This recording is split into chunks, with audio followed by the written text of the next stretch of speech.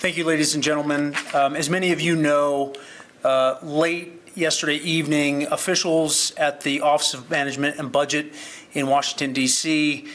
Issued a directive that immediately halted critical funding for a variety of services that impact an entire range of issues from housing and healthcare, law enforcement, and a whole host of critical issues that New Mexicans rely on in terms of the support they need to make sure that we live in safe communities, that we have access to critical services.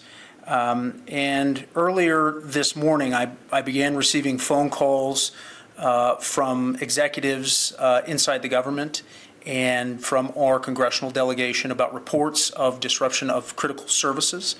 I have been in the last few hours in touch with both our congressional delegation and Governor Michelle Lujan Grisham to determine the full scope of the disruption of these services.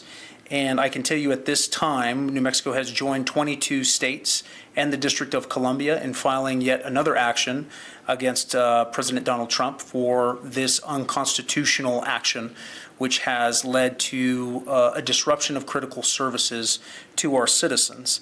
As many of you know, our constitutional order gives the authority of spending and appropriating to Congress. The chief executive, the president, does not have the authority under our Constitution to unilaterally withhold funding for services and programs that Congress has previously appropriated monies to. And it is especially important for the proper functioning of government to have a level of communication and coordination which has been entirely absent today. We have received reports of people who are trying to access various programs that support everything from housing grants for tribal communities to Medicaid disruptions and even an inability to access the funding portal for Head Start. This impacts and disrupts the operations of law enforcement, community groups, and advocates, people who deliver services and rely on a continuity of government that has been entirely absent. And so we have taken this action to try and restore a stable funding system for the critical services that we have in support of our citizens in our state.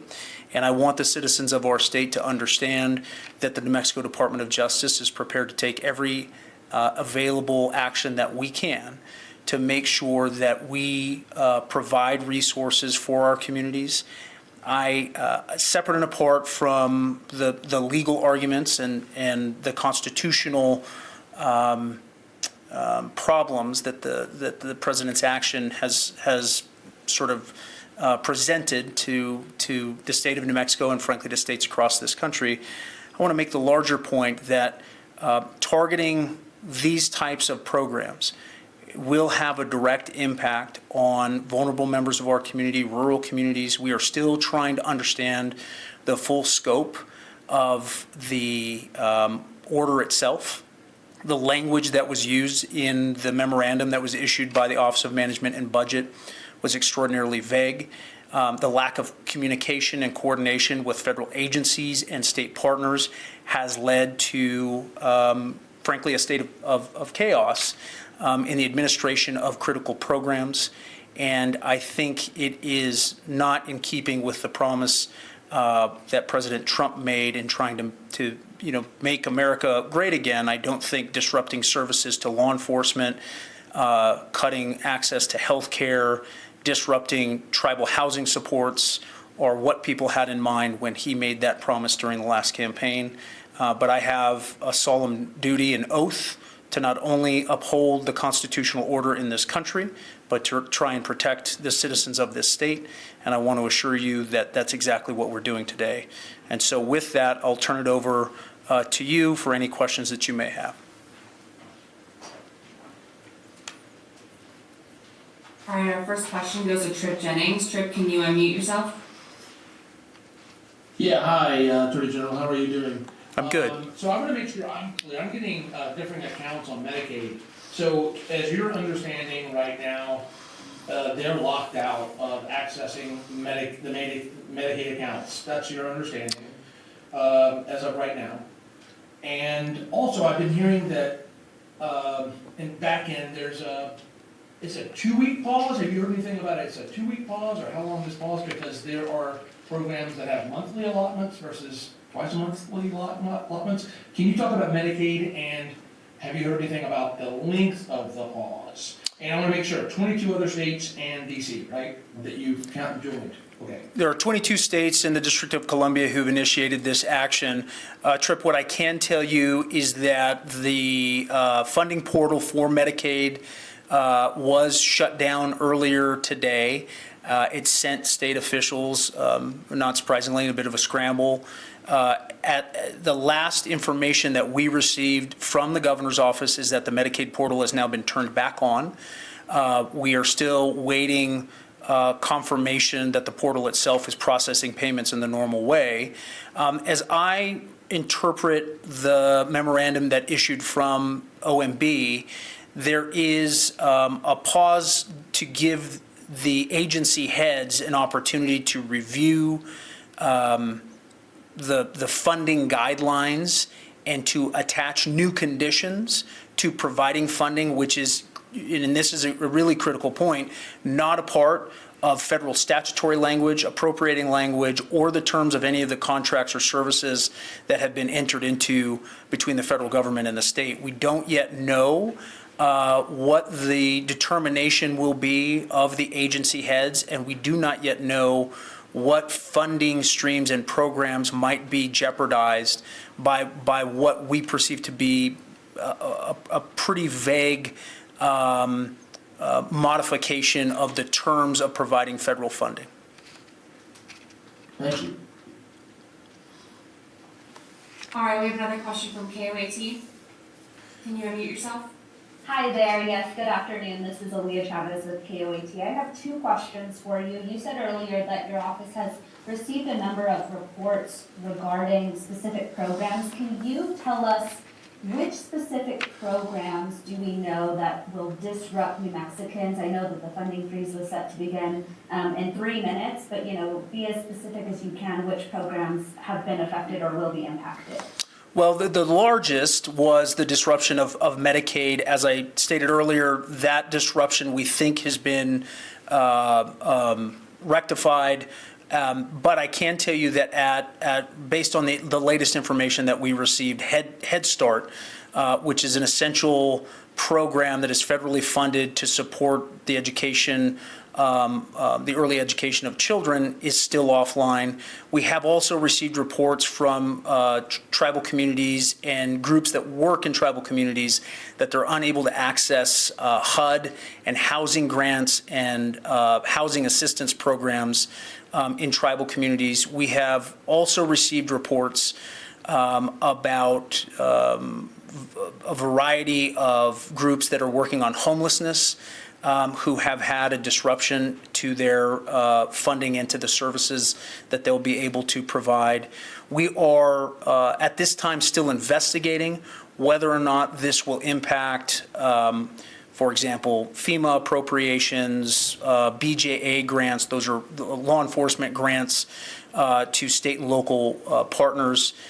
Many of you have actually reported on the fact that this agency, in coordination with others, have worked to secure funding for crime gun intelligence centers and national ballistic machines that we use to track and trace shell casings recovered at crime scenes. So again, that's the type of funding that, given the broad language included in the order, we are not yet sure if access to that programming will be disrupted. I can tell you that in the state of Arizona, there has been a disruption in HIDA funding, which is a law enforcement program that is focused on drug trafficking and human trafficking. And so this is, again, as a former federal prosecutor, it is profoundly disturbing for me to hear that frontline law enforcement officers who rely on federal funds to support those operations have been impacted. I do not yet have any information that those kinds of effects have been experienced by by folks here in New Mexico, but is something that we're monitoring very closely. Okay, thank you so much. And my second question, if you're speaking to the everyday New Mexican who is hearing this news and is confused, say panicked, what is your message to them tonight? Well, the most important message for our people to take away is that the New Mexico Department of Justice is not going to stand idly by for any unconstitutional power grab by this administration. We will not stand by and watch a disruption of funding to critical services for housing, healthcare, education, infrastructure, community development. These are things that are essential government functions. And it's unfortunate, frankly, that the federal government has engaged in this action. It's not the way government should work, but they need to know that we're going to fight with everything that we have to make sure that this funding is reinstated, that the disruptions stop, and that they can once again rely on these essential programs to make sure that they're safe and healthy and educated, and that they are receiving the kinds of benefits that they're entitled to as American citizens. Does anyone else have any other questions before we wrap up today's press conference? I have a question. I don't know if my hand reaction went up. Go ahead, Julia. Thank you. Attorney General, I was just wondering, given the rapidity of executive orders coming out of the new administration, if you've allocated different resources just to the federal government, or how you're sort of game planning what the next 4 years. Not all four for you, but the portion that overlaps with you anyway.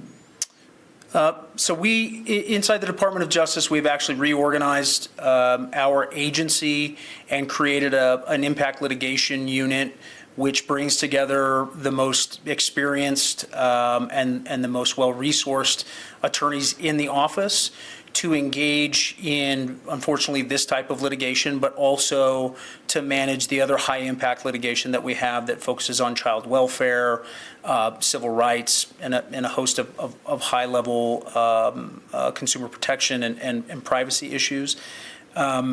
This is an agency that, frankly, will have to adapt and dedicate resources to safeguarding our constitutional rights, but it's an obligation that I take very seriously, and one that we are working closely with other states to make sure that we have a unified approach and a strategic approach to responding to a lot of these issues. As you can imagine, there are other states that will take the lead in responding to specific threats. New Mexico has been designated as a lead state for other issues should they arise, and should Project 2025 become fully operationalized, we will have a leading role in responding to a lot of these issues. My long-term hope, however, is that the Trump administration will engage in the kind of responsible and constructive management of the federal government that would allow our attorneys to go back to the basic business of just protecting consumers, focusing on local issues and things of that nature. But we are prepared and willing to do whatever we have to do to stop what I believe to be both an irresponsible management of the federal government and a violation of our constitutional order. All right, we've got time for one more question. We have Jessica Salinas from PRQE. Go ahead, Jessica. Do you guys, I know there isn't an exact number as to how many businesses or programs have been impacted by this. Is there like a ballpark number that we can get? And should, I guess people using housing vouchers be worried when, I guess, the first of the month comes around? We are working with the executive branch to try and develop a comprehensive overview of all the programmatic initiatives that may or may not be impacted. Because we received no communication from the federal government, because we received no advance warning from the Trump administration, we are left to respond to disruptions as they occur in real time. What I can tell you at a very high level, based on information that we have secured from the executive branch, is I believe something on the order of 10 or 11 billion dollars every year is sent to the state of New Mexico in terms of federal funding. And as I read the order that was issued or the memorandum that was issued from OMB, a substantial portion of that money could be subject to being withheld either temporarily or perhaps permanently. We actually have one more question coming in from Mike Anderson, and I think that one should be the last one. Yeah.